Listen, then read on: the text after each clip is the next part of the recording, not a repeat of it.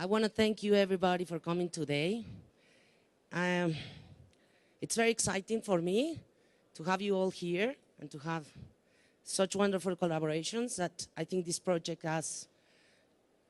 Its origin, it's a collaborative form.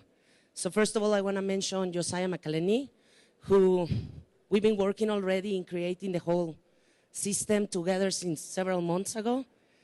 And we think that there are new ways of collaborating and relating that they were invented in the past.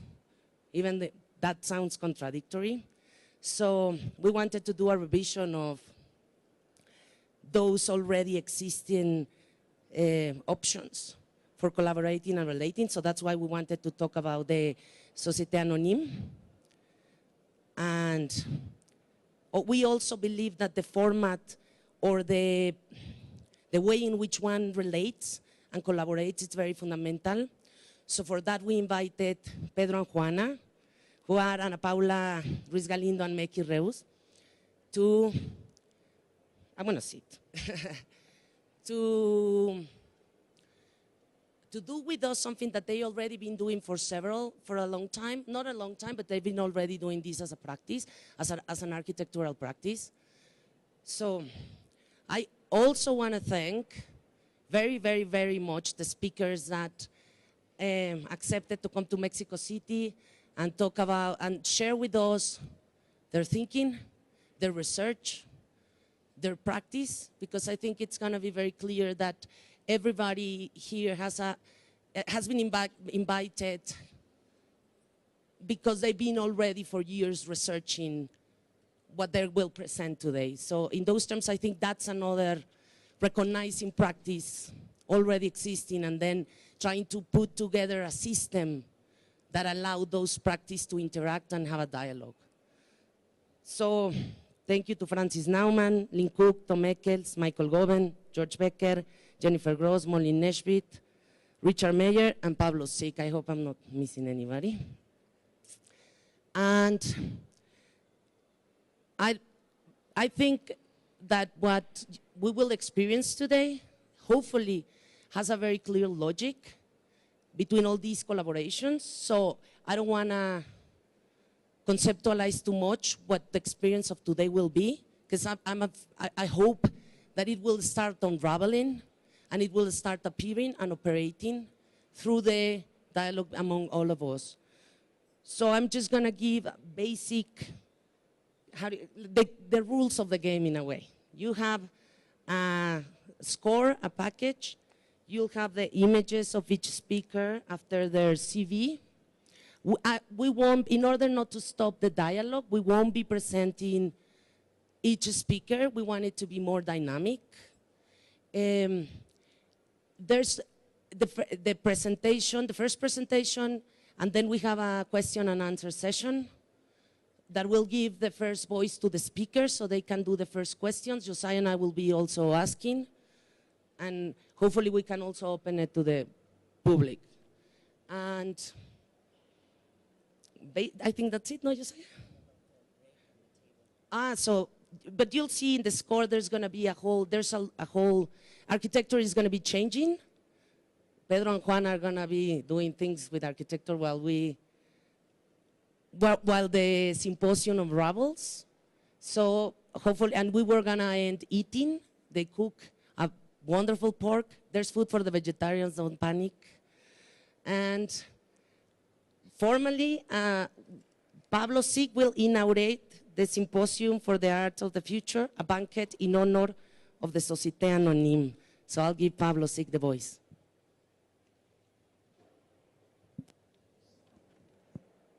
You think it's on? Yeah, it's on.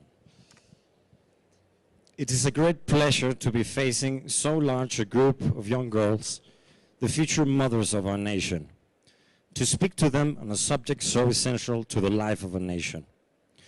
I wonder if you have realized the importance of art in a community, or through your history lessons have realized that a nation lives longest through its arts. Therefore, unless we as a nation become conscious of this, we as a nation will die. A few years ago, I had the pleasure of meeting a young mother who had, in my judgment, one of the most remarkable attitudes towards her children. She asked me to come and talk to them on modern art away out in China. For she said, I'm trying to bring them up to realize that it is their responsibility that the art of the generation does not suffer. We're passing through a very dangerous period for art in American history, for we are facing a curious situation, and that is the audacity of a group of people who call themselves interior decorators, proclaiming that art should not enter the home and that it is no longer chic to have pictures on the wall. I've traveled around the world and visited many countries. I have been to South America as well, and I know no country where a group of people could be so audacious as are our present-day home decorators. Unless we as a nation value art, we will not live. Unless we as individuals live with art, we cannot understand it. For art is a silent language of the eyes, and through the eyes opens long vistas to the soul. If you shut out art from the home, you are killing one of the most vital arteries of life for the nation. Can you imagine a group of people saying that we will have no music in the home? All phonograph records, all music received over the radio, all pianos, violins, guitars, etc. are not to be in the home any longer. For it is bad form, bad taste, therefore it must be banished.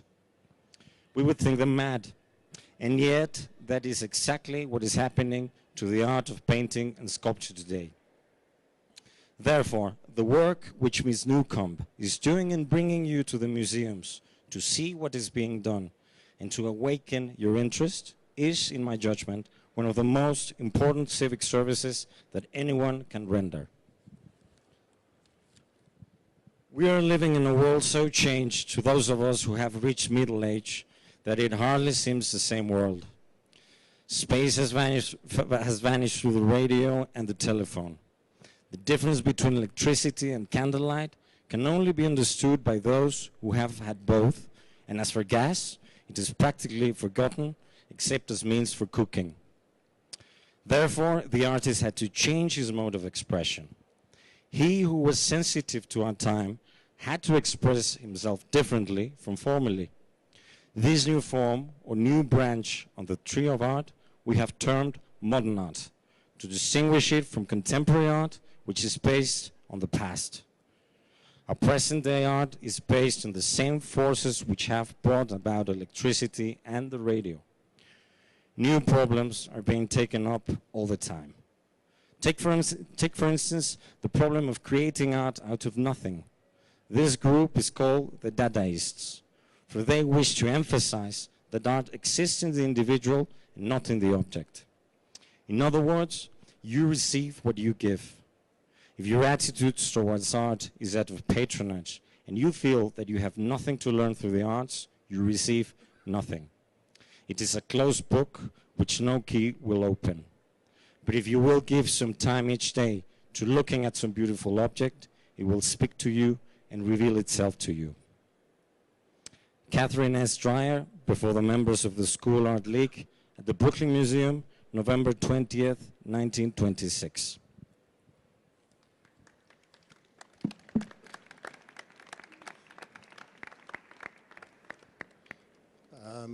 I'm Francis Naumann. I'm speaking on the subject of ZsONAMACO and the Société Anonyme. So it's in your little packets. You'll see the photograph at the top of ZsONAMACO next to Alfred Stieglitz. And I'll refer to the pages like that. It says page 106 and so on through the 6 pages so you can have the illustrations. Before I begin, I wanted to say that when I was invited to speak on the subject of Marius ZsONAMACO, I was disinclined because there is actually a Spanish expert on ZsONAMACO, a man named Antonio Saborit, but unfortunately they tried to get him and he declined to come for this occasion. I don't really know the reasons for it, but for the Spanish speakers in the audience, he edited Marius ZsONAMACO's book called Where, When, and How and Why Modern Art Came to the United States. And I edited the American edition many years before that. And my real interest in Josiah came from having read in a French magazine that Josiah was preparing a history of how modern art came to the United States. So I contacted Marius Josiah's son, Rodrigo Josiah, who lives in Seville, and he graciously accepted me, and I spent a week through the archives there, which at the time in the 1970s was not yet organized. But I published it first as a long magazine article and then later in book form. So that's where my interest in Josiah came from. And there was a Josiah exhibition actually held here in Mexico City in 2009, and I was one of the contributors to the catalog. And part of the remarks that I'm delivering today are indirectly related to that essay, which appeared only in Spanish. It actually appeared only in Spanish and in French, but has never appeared in English. But at any rate, it was an essay about the differences that existed between Marius Josiah and Alfred Stieglitz, because I think it is in those differences that we can really understand what happened in the teens in the wake of the Armory show. And I've written out the remarks because I knew I had only 15 minutes, and I have a lot to say, so I know I can say a lot more if I organize my thoughts beforehand, and then I get to pick my words more judiciously. So at any rate, I'll read this now. The Mexican-born artist and writer Marius Josiah played an exceptionally important role in bringing modern art to the United States. Today, the photographer and gallery owner Alfred Stieglitz is usually given that credit, for he was the first to show contemporary European art, and his little galleries of the photo secession are 291, as it was known from its Fifth Avenue address. Marius Josiah showed caricatures at 291 on 3 separate occasions. The second show in 1910 garnering a great deal of attention because it featured, and if you look at the bottom of that page 1, you'll see what I'm talking about, a large wooden platform on which Josiah arranged nearly 100 freestanding cardboard caricatures of New York City social elite in a promenade going up and down Fifth Avenue before the Plaza Hotel.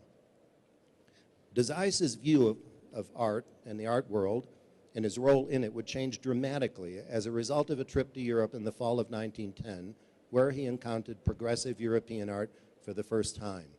That, by the way, is a completely separate subject because he not only met the modern artists, he went to the exhibitions first and wrote almost daily back to Stieglitz, telling him what he was seeing. And he wrote back in one letter that the one artist everybody's paying a lot of attention to is named Picasso. And he eventually sought that artist out, and because he spoke Spanish, as of course did Picasso, he published the first extensive interview with Picasso based on what Picasso really said, because all of the subsequent interviews held with Picasso were mostly hearsay and not really right from the horse's mouth. So he published that article in Spanish, and then in the book that I just referred you to, I had it translated and published in English. At any rate, to demonstrate the radical change in Josiah's work, we need only compare the following 3 depictions of Alfred Stieglitz, and that's the next page, page 2.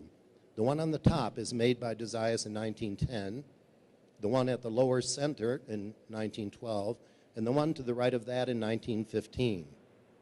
The first is a fairly conventional caricature. The second, a more probing analysis of what Stieglitz meant to Josiah and to virtually everyone then associated with 291. It's based on a so-called soul catcher, a primitive artifact from the South Seas that Josiah had seen on display in the British Museum in London on his way back from Europe in 1911. Josiah used it because he probably felt that Stieglitz would do whatever it took to win adherents to his cause. And in that sense, he's the modern soul catcher. He probably also felt that the repetitive circles mimed the shape of Stieglitz's rimless spectacles. But the last of these 3 caricatures, which appeared on the cover of the first issue of 291, a magazine that took its name from Stieglitz's gallery, but which was actually edited by Josiah, and from the start aimed to distinguish itself from what Stieglitz was doing with his gallery and its related publication, Camera Work. That caricature is called 291 Throws Back Its Forelock. And there's no question that Josiah was not only referring to Stieglitz's notoriously unruly hair, but also to the fact that he had, in effect, thrown in the towel in his effort to promote and sell modern art. ZsONAMACO and his cohorts had intended to rectify those very problems by forming a new gallery, the Modern Gallery. So if you turn to page 3, you'll see 2 photographs of the Modern Gallery shot from inside the gallery, unfortunately looking out. I'd rather see those shots taken from the other direction. But for those of you who know New York well, you might even recognize that that's the corner of 5th Avenue and 42nd Street, because if you look at the photograph on the right where you see the word Modern Gallery backwards, you'll see the steps of the New York Public Library. The gallery was, well, I just said all that. Now, the differences between ZsONAMACO and Stieglitz, as I said, I wrote about it at some length, but it was never published in English. So I published the English version online. And at the bottom of page 3, you have the link there. So it's part of my website, and you can read the article if you were further interested in that topic. For the next 5 years, ZsONAMACO would show work by a highly diverse group of artists, beginning with select Europeans that he probably felt would bolster his credibility as a dealer of advanced art. Paintings by Van Gogh, by Cézanne, for example, but those were interspersed with work by contemporary Europeans like Picasso, Picabia, Brancusi. He also showed progressive American painters and sculptors, Adelaide Roosevelt, Alice Morgan Wright, Adolph Wolff, Patrick Henry Bruce, but photographs also by Paul Strand and Morton Schomburg, as well as Charles Sheeler, who took over management of the Modern Gallery when ZsONAMACO was in Europe. Following Stieglitz's example, ZsONAMACO also had several showings of what he called African Negro art, for while still working with Stieglitz, he had written a book on its relationship to modern art. Perhaps the most significant for the present audience is the fact that in 1916, ZsONAMACO staged the first important show of work by Diego Rivera, who of course was born in Mexico City, but who was then living in Paris and painting essentially Cubist pictures. Now, for the purposes of the present gathering, I was asked to address the question of how ZsONAMACO's activities affected or were influenced by the formation of the Société Anonyme, the first organization envisioned as a museum of modern art that was founded in New York City in 1920 by Catherine Dreyer, Man Ray, and Marcel Duchamp. So now I refer you to the images that appear on page 4. Dreyer was a formidable force in the New York art world during the years of World War I. Not only was she an artist, but she was also a wealthy collector and patron of the arts. Soon after the Société Anonyme was incorporated, she rented 2 rooms on the 3rd floor of a brownstone at 19 East 47th Street, which, by the way, happened to be just 2 blocks from the ZsONAMACO gallery. I had earlier told you it was on 42nd Street, but a year earlier, in 1990, he changed its name from the Modern Gallery to the ZsONAMACO Gallery and moved to a location at 549 Fifth Avenue, which was then on what still is on the corner of 45th Street. So just 2 blocks away, Catherine Dreyer opens her exhibition at the same time as ZsONAMACO is showing an exhibition of paintings by the artist, the American painter John Covert. And if you look at page 5, I'm showing a photocopy of select pages from the catalog and 2 paintings that were in that exhibition. Covert was an American painter who was a cousin of the noted collector Walter Arensberg. Arensberg had lent money to ZsONAMACO for the formation of his gallery and had consigned works to him for sale. But the relationship ended badly when ZsONAMACO fell onto hard times and was forced to close his gallery in the spring of 1921, whereupon Arensberg filed suit to recover his losses.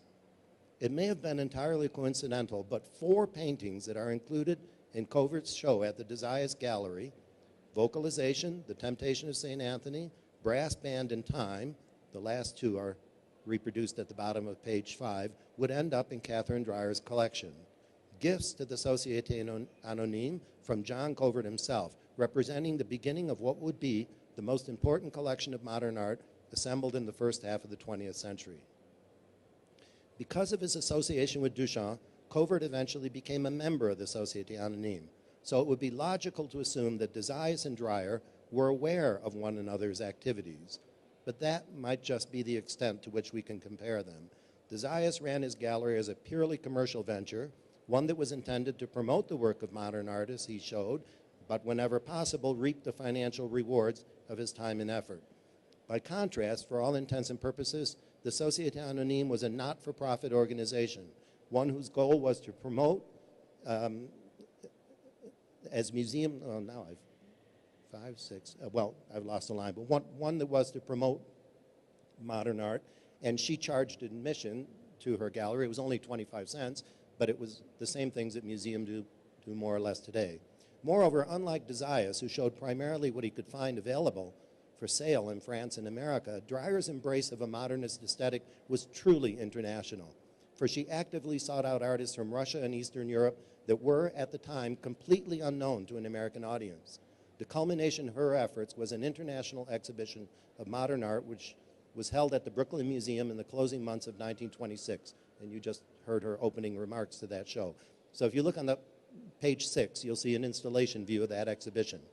The exhibition was a true panoply of modern art selected from countries around the world. Indeed, even the cover of the catalog reflected its international focus. Designed by a Russian expatriate painter and magazine illustrator named Konstantin Alajalov, in a style that clearly reflected sources in Russian constructivist paintings, its interior was divided by letter tabs, not to separate the individual artists by their last names, as might have been presumed, but to list and therefore emphasize the various countries from which they came, beginning with A for Austria and ending with U for the United States. You might notice that the letter M is missing from these tabs, for Dreyer and Duchamp, who helped select works for the show, included no artists from Mexico, not Josiah nor even Diego Rivera, whose work they certainly would have been familiar with since it had been shown regularly at Josiah's gallery during the war years. The reason for Josiah's absence from an exhibition organized in 1926 is logical, for by then he had stopped making art. He moved to Europe, where he was organizing international exhibitions of modern art himself. Since Dreyer wished for her Brooklyn show to reflect an international focus, however, Rivera's absence is not as easily accounted for, although it may have been because she and Duchamp intentionally avoided the inclusion of work by artists who were already well established, and they might have thought that that was the case for Rivera. In the end, there are few points of comparison, really, between the commercial activities of Marius Josiah and his gallery with the more altruistic aims of Catherine Dreyer and the Société Anonyme. Josiah sought out and exhibited work that he felt could be successfully marketed and sold, whereas Dreyer showed and collected work that was intended to reflect the advance of modernism on an international scale, the first true museum of modern art, as the Société Anonyme was subtitled. Clearly, there is no question that Marius Josiah and Catherine Dreyer both deserve to be remembered for the various roles they played in having introduced modern art to the United States. And that's the prepared remarks, and I suppose now we open it up to questions from anyone who has any. Yes, Molly?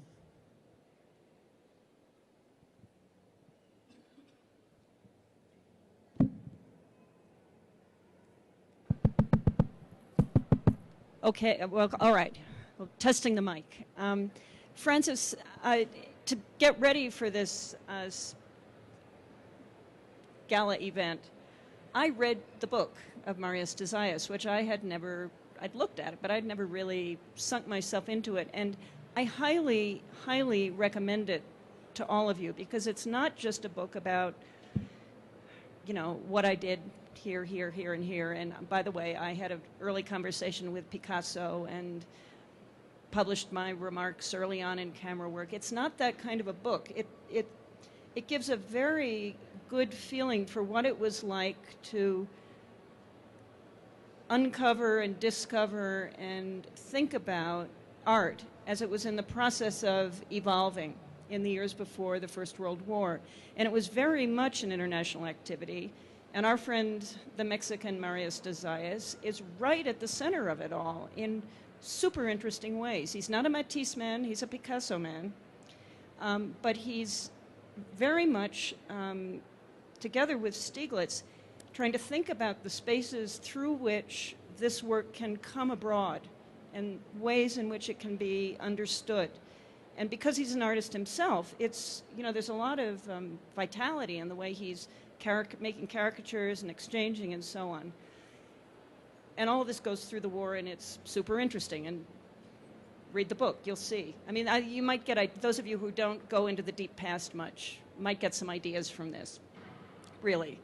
But the other thing that was interesting to me was that, of course, I never really understood the way the American economy was. France I know about, but the American economy I didn't understand tanked after World War I and made it difficult for Stieglitz and ZsONAMACO to keep their projects going. And I'm wondering if you could talk a little bit about the tightening of that economy and what it did for the founding of the Société Anonyme. I mean, did the shrinkage of Stieglitz and ZsONAMACO's projects make it more necessary for Catherine Dreyer to launch her project?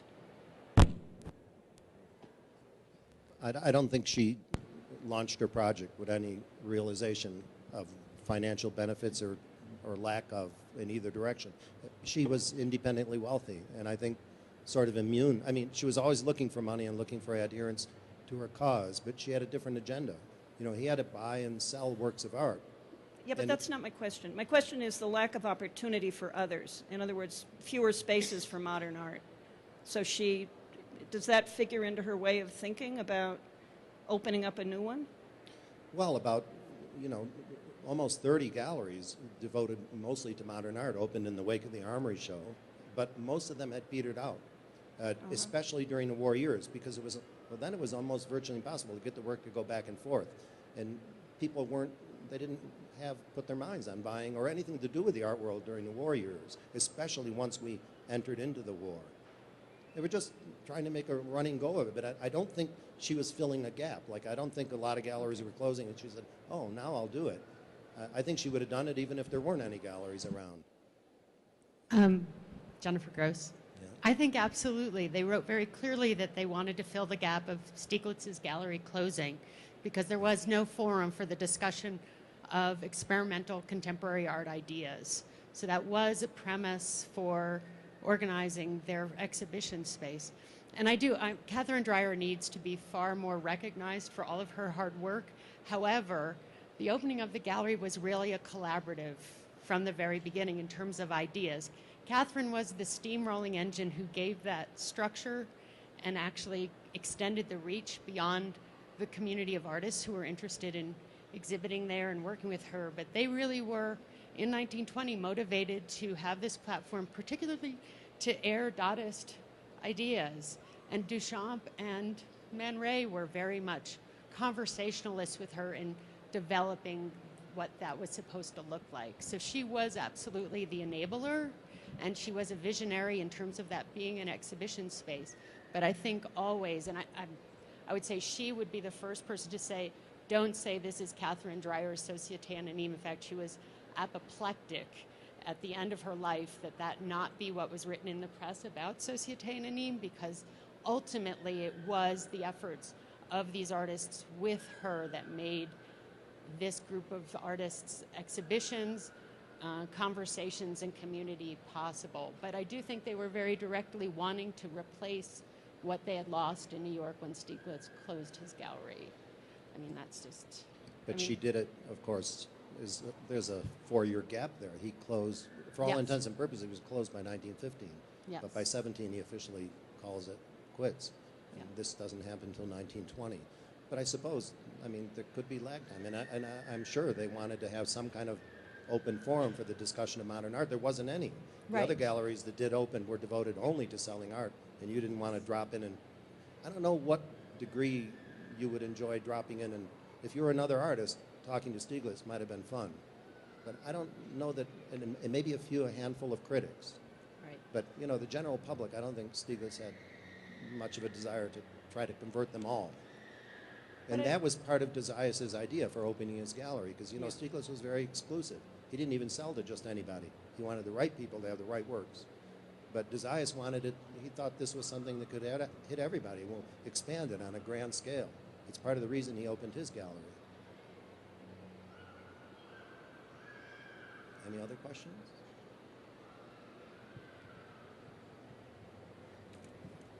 Can we go to the next Is there speaker? another question? Francis, I will love if you can expand a little bit. We have 5 minutes still for the questions with you.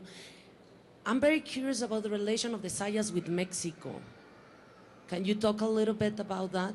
Well, he left Mexico in 1907 because his father had a newspaper in Veracruz, and they had taken a position against Porfirio Diaz, the dictator, and they were publishing articles against him, and at any moment they were threatened to be put in jail, so the whole family packed it in and left and went. And after that, he never came back. I mean, he was through with Mexico. And even his son has a kind of resentment that he retains, because he's very political, the son. And the only reason I get along with him is that I told him I have a 75-page FBI file, because I was affiliated with groups in the late 1960s and even arrested once, which I'm very proud of. But somehow he said, okay, that I'm okay, because he doesn't let just anyone into his archives, and he doesn't want to give the archives to Mexico, which is what I thought would be a logical place. And he doesn't want to give them to the United States either, because he hates American politics. So he's living alone in Seville and sitting on one of the truly great archives of all times, because it must be, well, I've been through half of it, and it wasn't even all organized at the time. And when the exhibition was held here in 2009, he cooperated fully right up until the last minute, and then he withdrew all loans for the exhibition. And he doesn't even explain to Antonio Saborit why he did it. He's a bit mercurial, to say the least. So after that, there's hardly any connection with Mexico, though he continued to remain close with Diego Rivera. And he married a very wealthy woman. That's part of the problem. He married a woman named Harriman, whose father joined the Eastern and Western Railroads of the United States. And once he married her, he started organizing touring exhibitions all through Europe. And then he started to get into film and made films about flamenco dancing and things like that. A lot of them with Spanish subjects, and also an interesting one on how Cubism was formed. But these films are actually all in canisters now and can't be viewed. And they're part of the archive. So someday I'm sure he'll get his rightful place up there with Stiglitz. But to be also honest, he didn't want to be the forerunner. He liked the idea of remaining behind the scenes, but orchestrating everything from behind the scenes, basically. The books that he did write, I have to ask people to read them with great caution. He published 2 books through Stiglitz's gallery. And one of them was on modern art, which he wrote in conjunction with Paul Haviland, and it's really a kind of formal analysis of modern art. That's not so bad. But the one on African Negro art is unbelievably racist. But it reflects what the thought process was at the time. And he was anything but racist for the rest of his life. So, but anyway, that seems to unfortunately be something that you see in scholarship brought up over and over again, because people go back and read that book, and then they decide they don't like Marius Josiah for that reason. Thank you. So,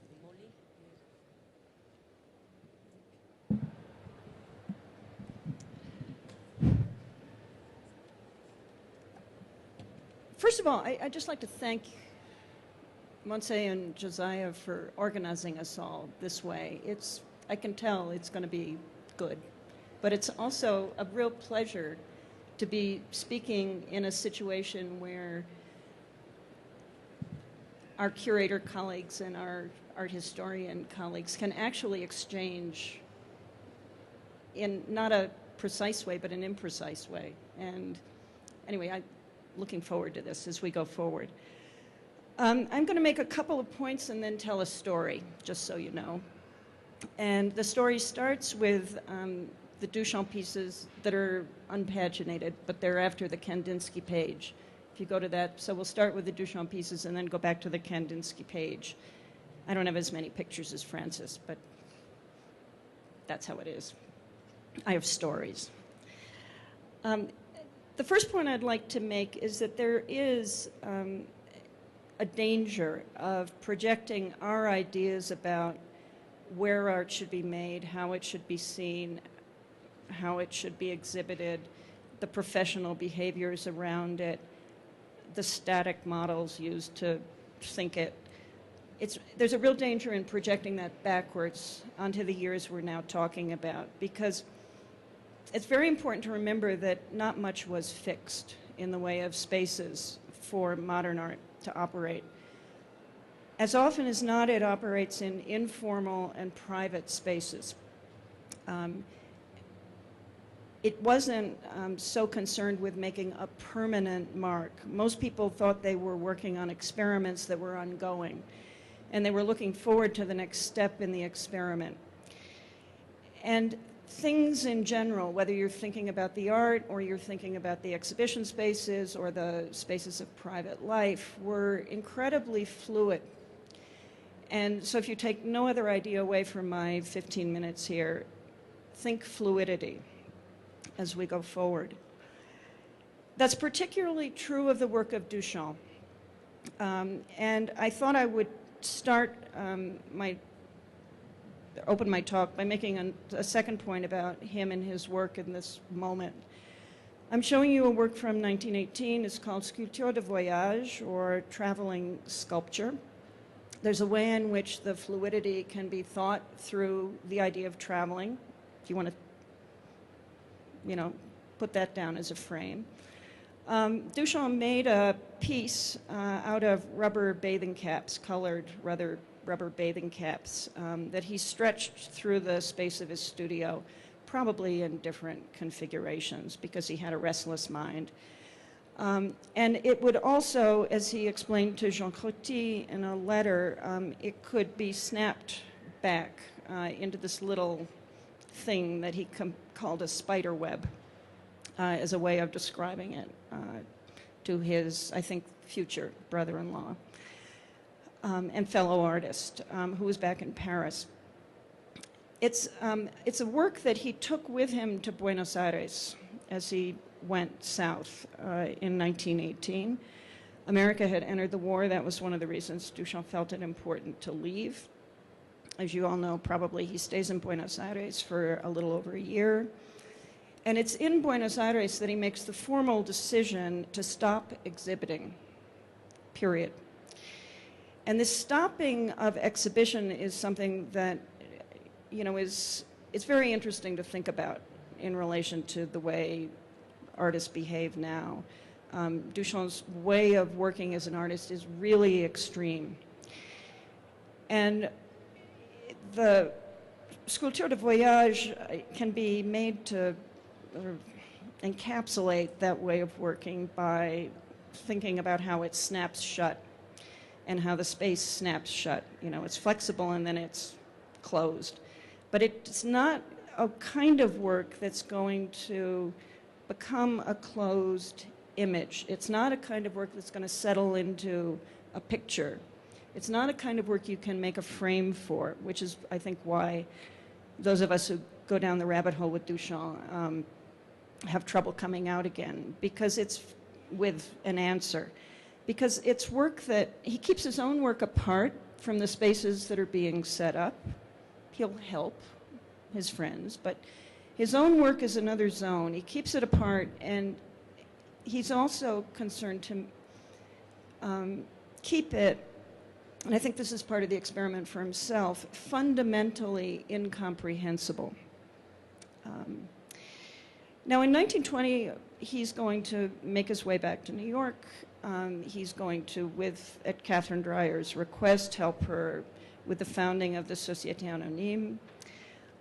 They're going to work on giving the work of others, not himself, a social space, and certainly not his current work, let me put it like that, a social space. But what they do as they put the Société Anonyme together, because there are yet no museums of modern art, it's not clear really where modern art is going to settle in, whether it's going to be modern artists are collaborating with little magazines. So there's a print culture for the work of modern art. Modern artists are also very interested in architecture and design experiments, so it may be that the work of art is going to go towards what could be called kind of globally the building industry, Or maybe it is the commercial art gallery or these nonprofit spaces that are going to take modern art forward in the future and become its future home. But that wasn't settled in 1920. Artists had different kinds of choices, which I think we're about to hear about in different case histories. For Catherine Dreyer and the Société Anonyme, the idea of the museum had flexibility built into it. She called her museum a circulating museum in 1920, or they called the Société Anonyme. I won't make it all Catherine Dreyer, but a lot of it's Catherine Dreyer, a circulating museum. And as part of that, that meant traveling shows. And there were 2 traveling shows in 1921. And then Catherine Dreyer went to China for a year. I'm not sure why, but Jennifer, I'm sure, knows. We can find out. And on her way back, she stopped in Germany. She saw at the end of 1922, she saw the work being done at the Bauhaus. She went down and met Kandinsky and Klee and began her correspondence with them. But she also saw the show that had been organized by the Russians to show the new work of the revolution to Berlin. And she bought work from that show. You know, it's very, and she was, you know, she wasn't being advised. I mean, she knew how to see this work, just like how she knew how to see the work of Kandinsky. And as she came back to America, to the United States, the collection expanded. Her idea of what modern art was up to was expanding. And she got those traveling shows going again. And this is where I start to tell my story, because she sent 2 to Vassar College, which is where I teach. It's also where I went to college, but that's just a detail. And one ended up, was a group show that ended up at Vassar in the spring. And the other, I'll tell you about in a minute. And the reason to get into this is because the way in which modern art was actually moving in the world is not some kind of light to darkness story. And the way Catherine Dreyer and her cohort brought it into the world is kind of interesting in a nuts and bolts way. So for the curators, I give more detail. The whole idea for the traveling show to even go to Vassar in the spring of 23 came because at Vassar they had a small but turns out kind of enlightened faculty, including a very enlightened classicist named Oliver Tonks. And Oliver Tonks was a friend of Christian Brinton, who was one of the collaborator friend critics of Catherine Dreyer and the Société Anonyme. And they'd invite Christian Brinton to come speak about modern art. And Christian Brinton came and he gave his lecture, which didn't include the Russians or anything like that. It was a more measured kind of lecture. But he said to them, well, you know, if you're interested in modern art, you could have a show for your gallery. And, you know, I can put you in touch with Catherine Dreyer. And they said, sure.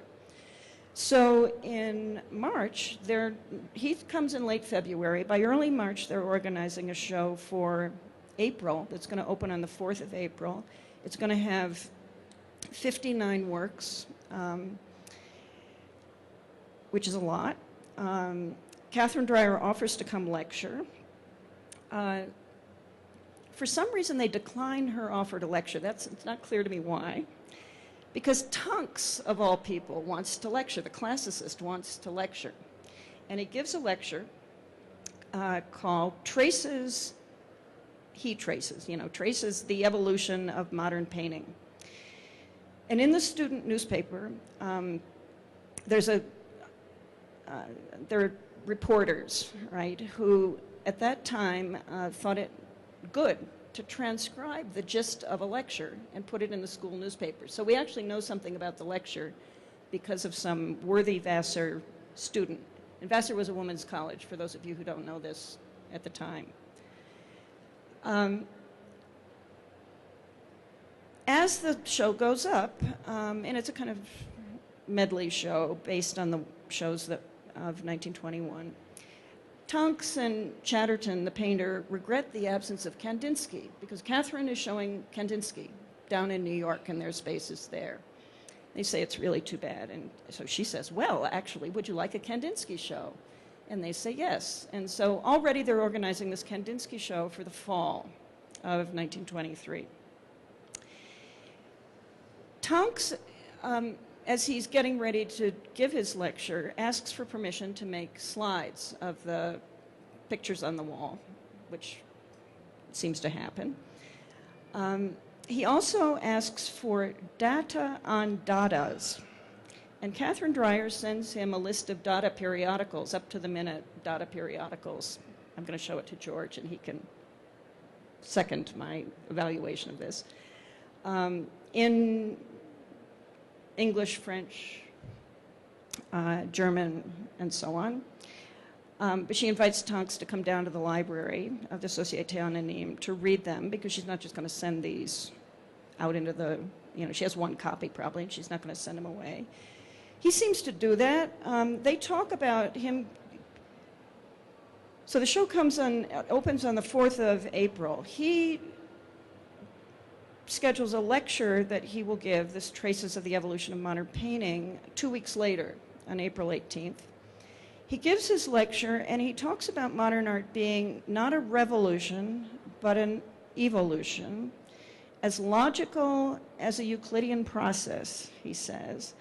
He starts with Poussin, moves through the 19th century, gets to Cubism, has something to say about Expressionism, and then, says the reporter in the MISC, quote, Picabia proclaimed Dadaism, which Mr. Tonks said, and now it's quoting Tonks, apparently stresses the idea that nothing in this world is of any more importance than anything else, period.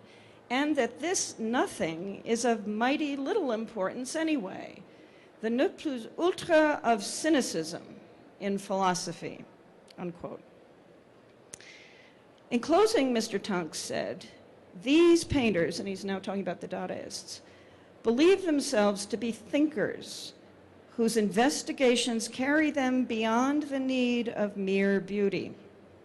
We can sit by watching the efforts of these modernists with the knowledge that if there's anything in what they tell us, we can profit by it. While, if they are wrong, we still have the conventional old school which can carry on the development of art. Now, when the Kandinsky show, and the show gets talked about, and so on, school proceeds, school lets out for the summer, and we come to the fall with the Kandinsky show. For the Kandinsky show, Tonks decides to give another lecture. This one he calls The Modernist Movement in Painting. The Kandinsky show only has 15 works in it. It has, I think, 6 paintings and 9 watercolors. And it comes with a brochure this time around, the cover of which you see on the page before the Sculpture de Voyage. And it's the Vassar copy, so it's been bound, which is why K is cut off. Now, in the second lecture, Tonks is really just expanding on his first one, and it's got a new ending, and I'm sorry, Picabia is cut away. And instead, he emphasizes abstraction. Okay.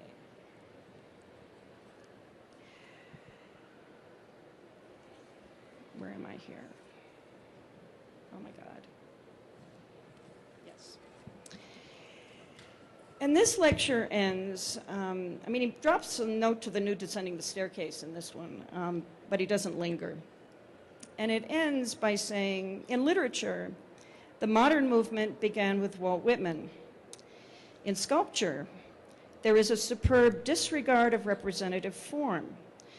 The modern artist concentrates his vision inward. The modern artist concentrates his vision inward, is thoroughly introspective and slightly psychoanalytical. And there ends the account in the student newspaper. It makes me proud, I have to say, that at Vassar College we're using the word psychoanalytical in a conversation about art before surrealism is drops its manifestos. Now, meanwhile, this time the student newspaper is putting forward a much bigger effort in service of modern art. They have an article a week. And so the first article is an account taken by, made by a student of the points made by Tonks. The second article is the full-throated defense of modern art, written probably by the student who took the notes. But it's very good, but we move on.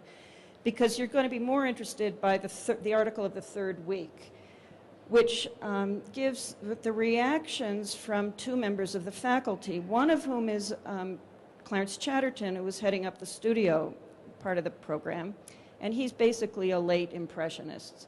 And the other one is the young Alfred Barr, who had come on to teach for a year. He hadn't been to Harvard yet.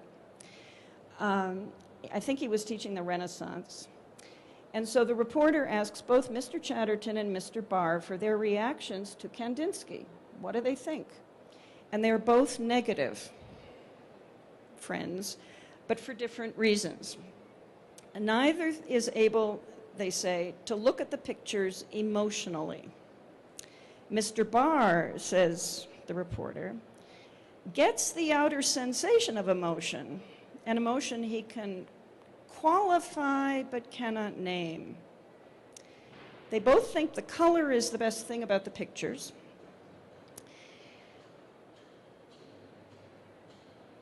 But they think they lack rhythm and hence lose some of their decorative quality. Chatterton is in the end more positive. To Mr. Barr, however, the reporter writes, to Mr. Barr, however, the artist has failed because he does not give an emotion to the observer. And there are a couple more kind of jokey articles about Kandinsky, which we can talk about later if you want to, but we move on. Because Catherine Dreyer had produced a brochure for her Kandinsky show in New York, and she sent the brochure along to accompany the show at Vassar. It's her extrapolation from Kandinsky's design, as I understand it, that forms the basis for the cover. And what you see as gray on that Xerox page is bright red. It's pretty good. Now the cover, I mean, if you start to look at it and you think about the Traveler, the Sculpture de Voyage, they have a few things in common. They're not supposed to. But the cover also opens up a space pictorially. You know, it's just an excerpt, but it opens up a space differently from the way Duchamp liked to open up spaces.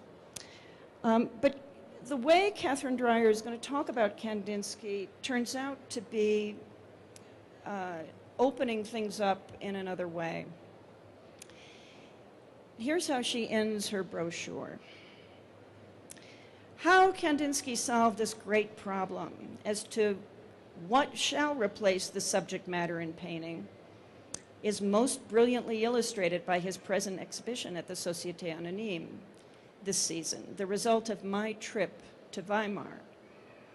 How his clarification has grown is also clearly brought forth by studying his earlier painting of 1913, as reproduced here. Okay, I'm quick. This is the end. As reproduced here with his latest work of 1921 and 22. But he would never have reached this clarification if he'd not felt that fundamentally art has much in common with religion. And then she quotes Kandinsky, but I will skip that to break off. In this way, she concludes, Kandinsky at last reached as he studied and searched the abstract. It was only natural, therefore, that eventually he should become the leader in Munich in 1911 of the group called Die Blaue Reiter, who felt with him that the time had come to place the emphasis on color, and that color eventually would mean to the eye what music does to the ear. I, she writes, left Weimar thankful that I was alive today, with eyes to see and ears to hear the wonders that our age reveals. This is the space that was sought by the Société Anonyme. It's an open space. It's a space you have to feel. It's a space for ongoing, mysterious, and let's say unframed life. And with that, we end.